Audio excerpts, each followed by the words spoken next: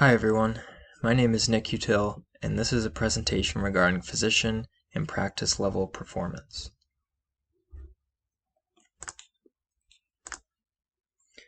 For this presentation and analysis, we have compiled the following data. Patient experience scores for 6 CG-CAPHS measures from 2018 to 2019.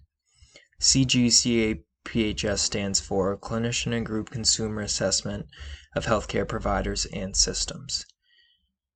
The 6 measures that we looked at for patient surveys were care coordination, courteous and helpful office staff, getting timely care, appointments and information, how well your providers communicate, patient's rating of provider, and would patients recommend the provider's office. Within this data, we had 2 service lines, including internal and family medicine, and within these service lines, we had 9 departments and a total of 45 providers.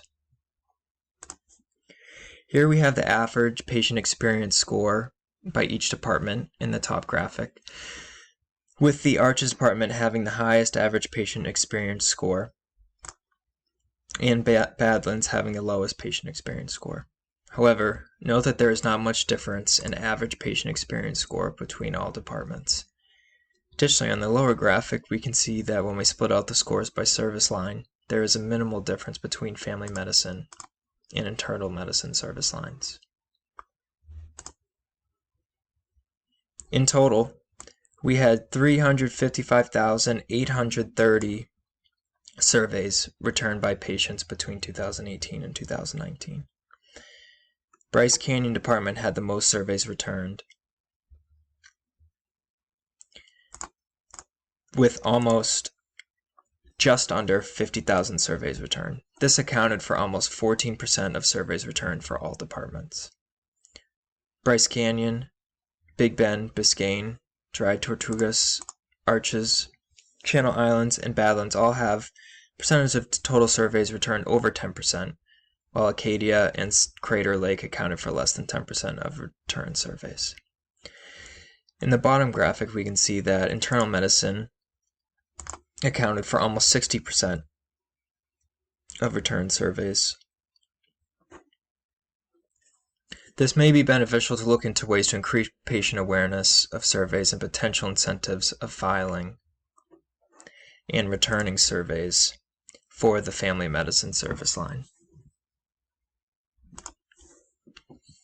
In blue, we have the departments that contributed to 80% of the total number of surveys returned, while gray denotes departments that have contributed 20% or less to the total sum of surveys.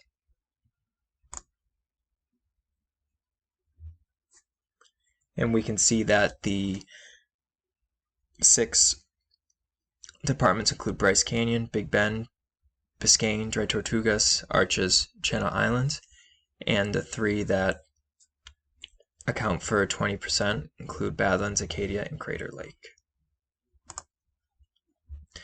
Here we have a chart that describes only the departments that contribute to 80% of the total sum of surveys returned.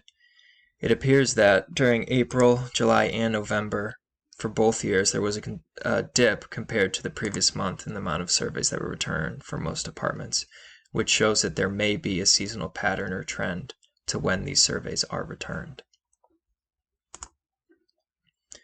Here we have the total surveys returned by month for all departments between 2018 and 2019. The maximum number of surveys that were returned in a month was in September 2019, and the least amount was in January 2018. You can see that from January 2018 to December 2019, there was an increase in over 4,000 surveys returned. Here we begin our comparison of patient experience survey scores to all 6 of the Clinician and Group Consumer Assessment of Healthcare Providers and System measures. Here we have a comparison of patient experience survey score for care coordination. All departments achieved patient survey scores above the national benchmark of 79.6%. Here we have a comparison of the average patient experience survey score for courteous and helpful office staff. We have the 5 departments below the national benchmark of 84.4%, Additionally, 4 out of 5 of these departments are in the internal medicine service line. Here's a comparison of average patient experience survey score for getting timely care, appointments, and information. All departments are well above the national benchmark of 69.8%.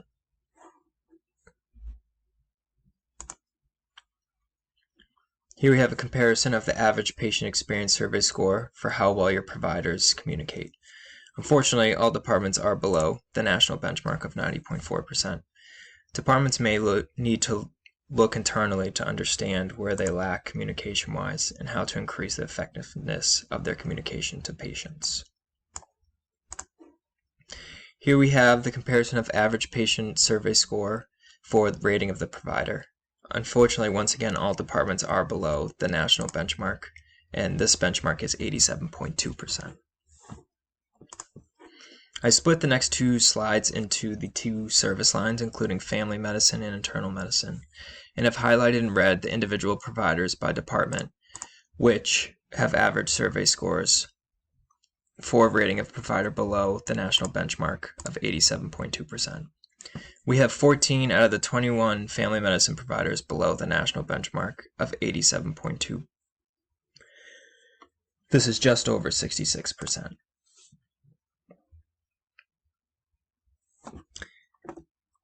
Here again we have a comparison of providers for internal medicine that shows in red providers below the national benchmark of 87.2. And we can see here we have only 5 providers that were for internal medicine that were above that 87.2%. And we have 16 providers that were below the 87.2%. Lastly, we have compared the average patient experience survey score for if patients would recommend provider's office. 6 out of the 9 departments are slightly below the national benchmark of 85.6%, with 5 of these 6 departments being in the internal medicine service line.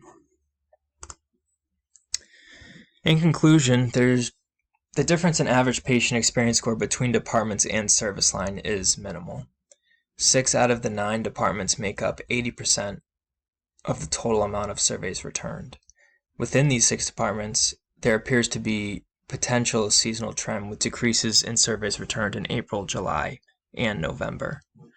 All departments are above national benchmarks for measures, care coordination, and getting timely care, appointments, and information. 4 internal medicine departments' average patient score were below the national benchmark for courteous and helpful staff.